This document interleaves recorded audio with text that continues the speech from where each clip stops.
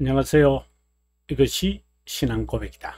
시리즈 7권 중에 세 번째 책 하이델베르크 교리 문답서 제21주일의 주제는 사도신경의 결론, 즉 거룩한 공예, 그리고 성도가 서로 교제하는 것, 그리고 오늘의 주제가 되어질 56문의 주제가 되는 죄들의 용서. 오늘은 그 두 번째 시간인데요.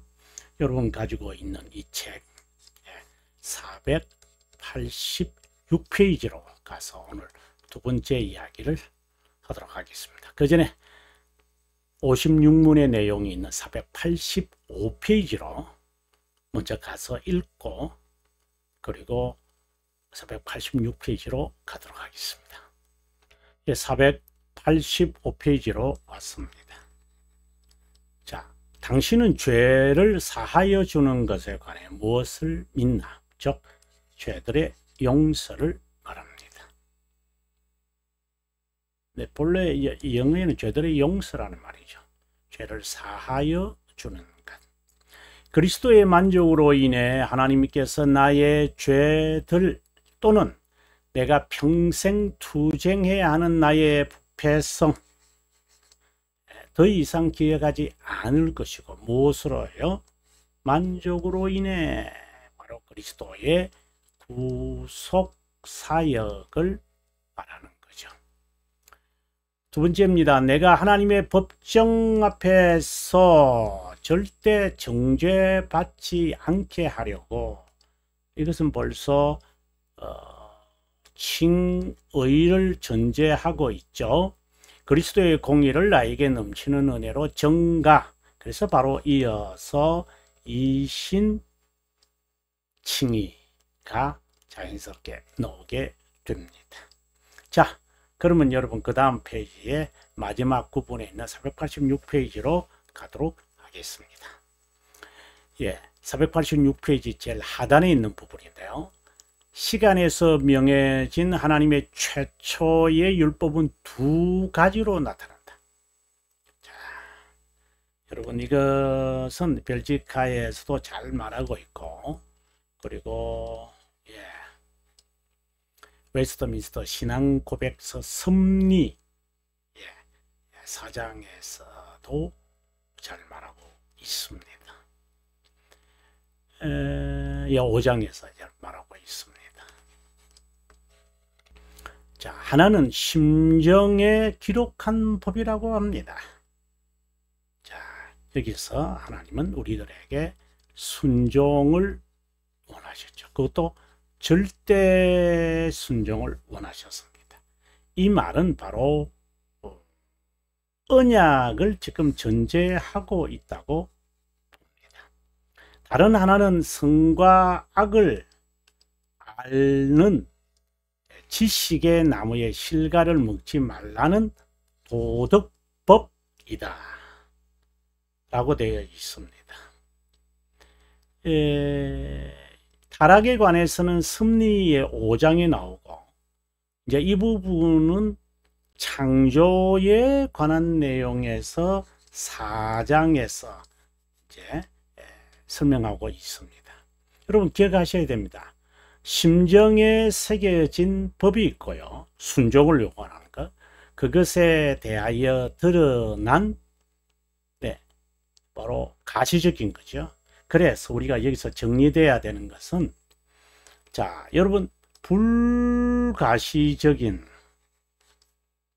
명령이 순종이죠. 그죠? 그리고 가시적인 율법이 등장했죠. 이게 도덕법으로서 뭐죠? 금지된 나무 실과를 먹지 말라라는 겁니다. 자, 불가시적인, 가시적인. 그러면은 이것은 표징된 것입니다. 이것은 표징입니다. 영어로 말하면 signified라는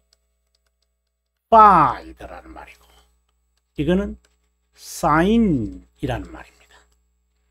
이거는 성찬을 설명할 때 아주 중요하게, 뭐 성찬만이 아니라 이제 성례를 다룰 때 아주 중요하지 않습니까? 바로 그걸 말합니다. 다시 말합니다. 순종을 요구하는 것은 표징된 것이 여기에 담겨 있는데, 바로 선과 악을 분별하는,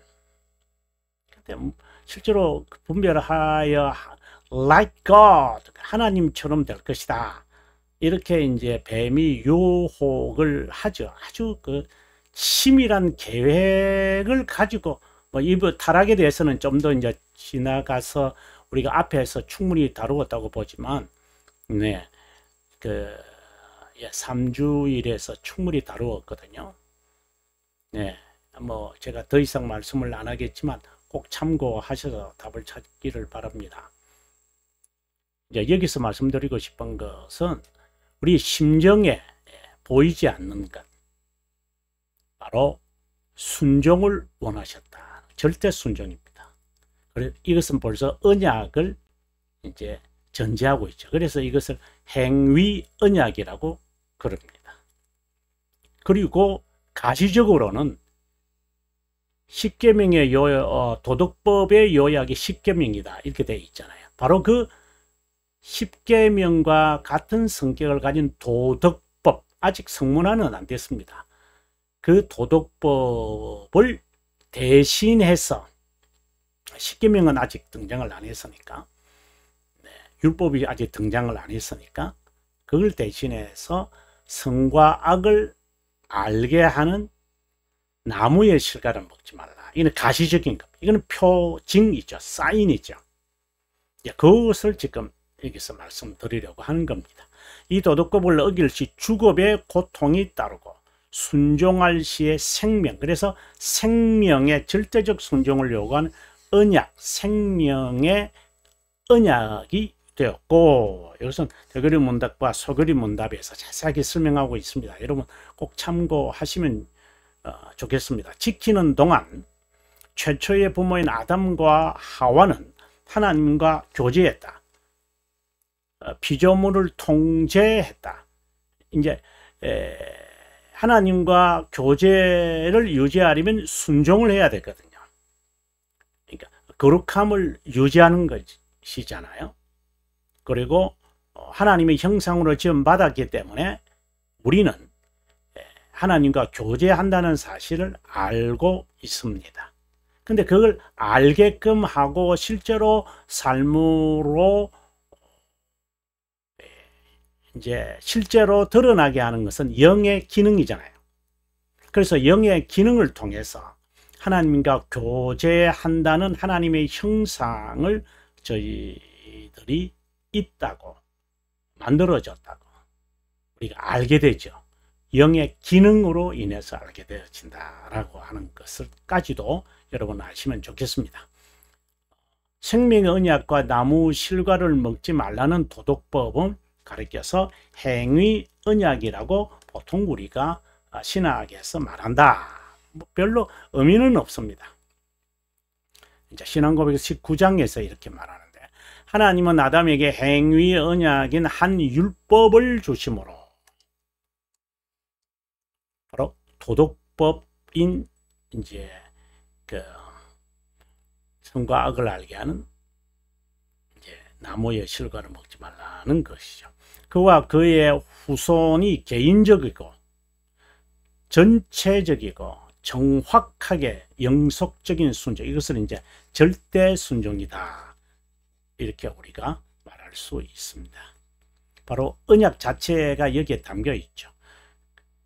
그것을 성취할 때는 생명을 약속했고, 그것을 어겼을 때 죽음으로 위협했고, 그것을 지킬 힘과 능력까지도 그에게 부여했다. 이 말은 다른 말로 한다면 자유의지를 이제 암시하고 있는 것이죠. 자, 계속해서 읽어보겠습니다. 우리는 간단히 도덕법을 행위 언약이라고 말한다. 이 행위 언약은 심정에 새겨 순종을 요구하고 구체적으로 명시돼 금지된 나무의 실과를 먹지 말라는 도덕법으로 향한다. 그래서 제가 앞서 심정에 새겨졌다고 해서 표징된 것이라고 했고, 구체적으로 명시되었기 때문에 표징이라고 여러분에게 알려드렸습니다. 하나님은 행위 언약이라 불리는 도덕법을 최초의 부모, 즉 공인이죠. 인류의 대표자, 인류의 뿌린 아담과 하와, 자, 이런 말을 이제 계속해서 붙이는 이유는 자연 출생법에서 태어나는 모든 자, 다 아담의 후손이니까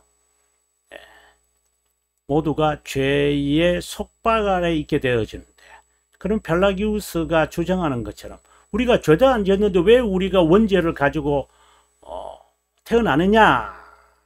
이제 동방교회에서는 조상의 죄다, 이제 이렇게, 서방교회에서는 원죄라 하고 우리가 그것을 따라서 이제 원죄다 이렇게 표현을 합니다만, 왜 우리가 원죄를 가지고 태어나느냐? 이렇게 펠라기우스 파가 억지 주장을 하는 것에 대한 이야기입니다. 바로 최초의 부모는 공인이고 인류의 뿌리고 그리고 대표자다. 그분이 범죄한 것은 우리에게 그대로 영향을 끼친다.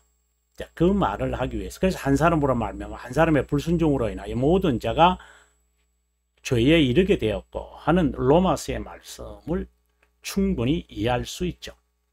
동시에 하나님은 직결 힘과 능력을 그에게 주었다는 것을 간과해서는 안 된다.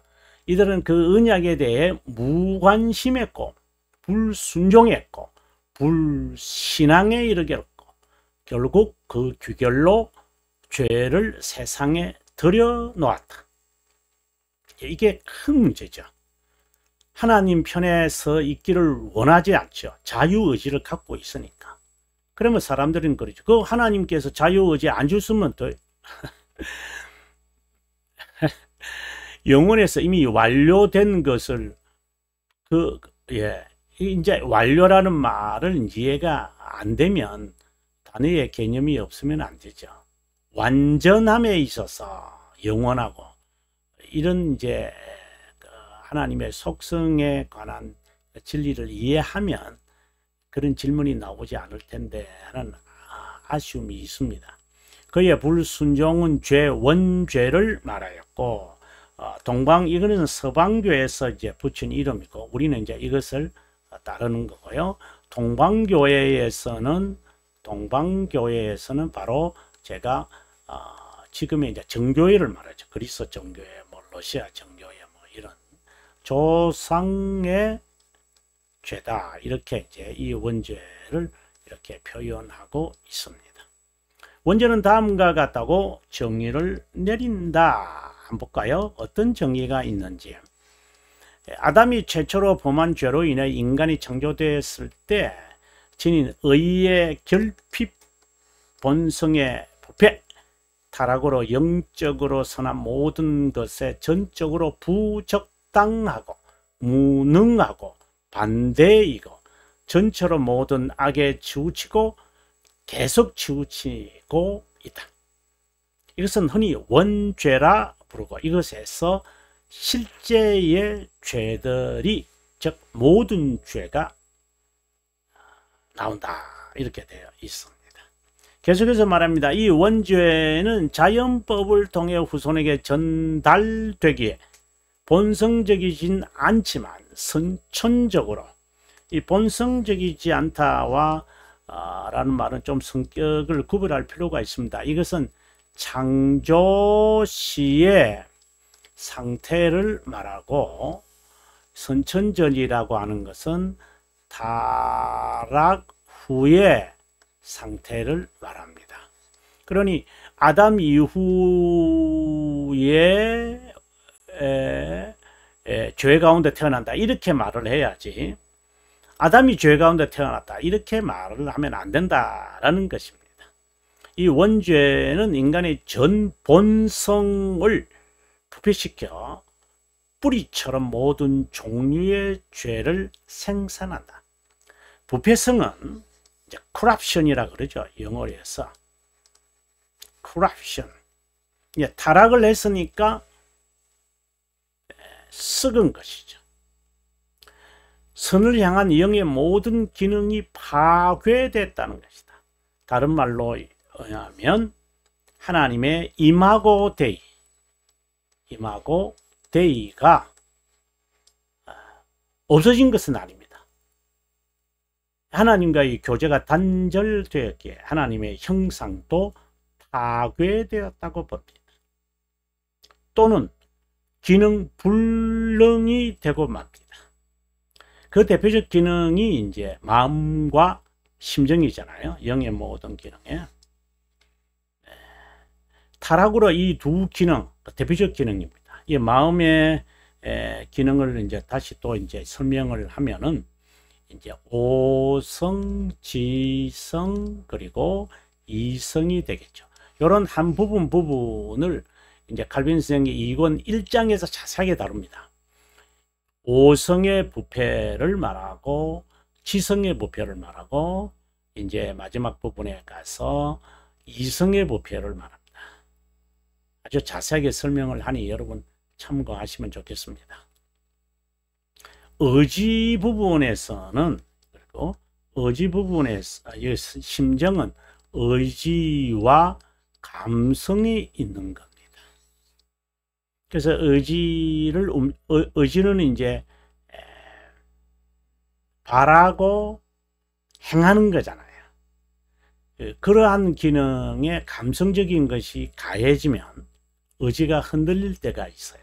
동요가 된다는 거죠. 그래서 사람들이 감성적인 것을 매우 좋아합니다. 그래야 사람이 움직여진다고 말하는데 성령 하나님 외에는 움직일 수 없습니다. 일시적으로 예 알겠습니다 하고 돌아와서 재고하고 점검해 보니까 아닌데요.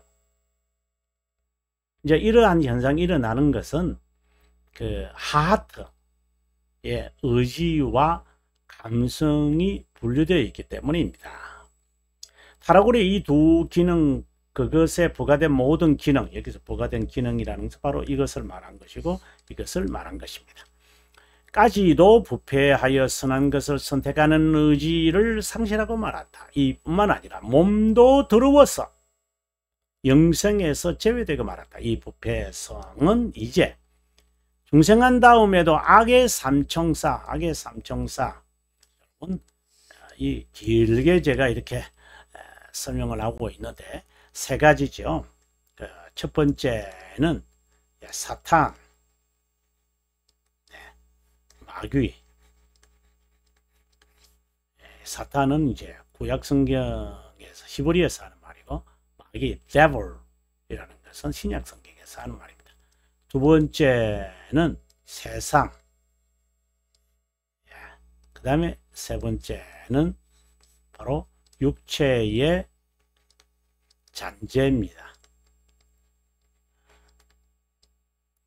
그 이야기를 여기서 칼빈 선생부터 시작을 해서 자세하게 설명을 하고 있으니까 여러분 하나하나 찾아보시면 예, 좀 감이 잡힙니다. 이는 견인 가운데 있는 성도들이 그 악의 삼총사, 그 악이라는 게 있잖아요. 악이라는 것은 evil이잖아요.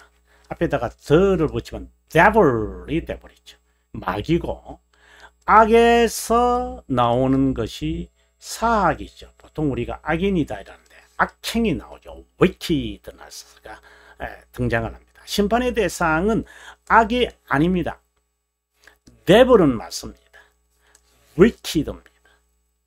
불경건한 자와 사악한 자. 저는 사악이란 말로 바꿉니다. 성경은 악인은 저와 같아서 심판을 견디지 못하며 라고 이제 시편 1편 6절에서 이제 말합니다. 겨처럼 날아가 버린다. 이렇게 다 wicked를 말합니다. bad이라는 단어를 쓰는 것이 아니라 wicked를 말합니다. 하지만 선과 악을 구별한다라고 말할 때는 good and evil이라고 우리가 표현을 합니다. 그 악에서 이제 악행이 나오죠. 그래서 아우구스티누스는 이 악이 어디서 왔을까? 창조시에 있었던 것인가? 아닙니다. 타락을 하고 그리고 죄가 세상에 들어오면서 이 악이 생겨난 것입니다. 이 악은 악행을 만들어냅니다. 죄가 실제의 죄들을 만드는 것과 같은 겁니다. 그러면 죄가 악입니까? 이렇게 말하면 틀린 말은 아닙니다. 그래서 sin, evil 이라는 단어가 같은 성격을 가지고 있습니다. 간략하게 말하면 극단적 이기심, 즉 하나님의 의지를 따르지 않으려고 제멋대로 자유로 제 맘대로 자기 중심적 삶을 사는 것을 말한다. 이기적 사랑은 중생되지 않는 자, 그리고 유기된 자만 아니라 중생을 아직 경험하지 않는 자, 선택된 자도 지니고 있기에 자기 사랑에 미쳐 있어 하나님의 선하심을 향하지 않는다. 좀 시간이 많이 지연됐는데요. 다음 시간에 여기서 488페이지 여러분 공부하도록 하겠습니다. 자, 그 페이지가 하도록 하겠습니다. 여러분 정말 죄들의 용서, 원죄, 타락, 불순종, 악, 마귀 그리고 불신앙으로 이어져 죄가 세상에 들어왔다는 이런 다양한 말씀을 여러분들에게 자세하게 하고 있는데요. 여러분 저와 함께 한번 계속해서 죄들의 용서라는 이 분명한 개념을, 죄들의 용서가 교회에 있어야 되는데 그 성도 한 사람 한 사람 그리고 서로 교제하게 되는데 이 진리에 대해서 좀 명쾌하게 하게 되었으면 좋겠습니다. 긴 시간 동안 함께 해주셔서 고맙고 저는 다음 시간에 좀 더 깊은 연구와 폭넓게 성경을 이해하고 해석하고 적용할 수 있도록 노력하도록 하겠습니다. 평안한 시간 보내시기 바랍니다.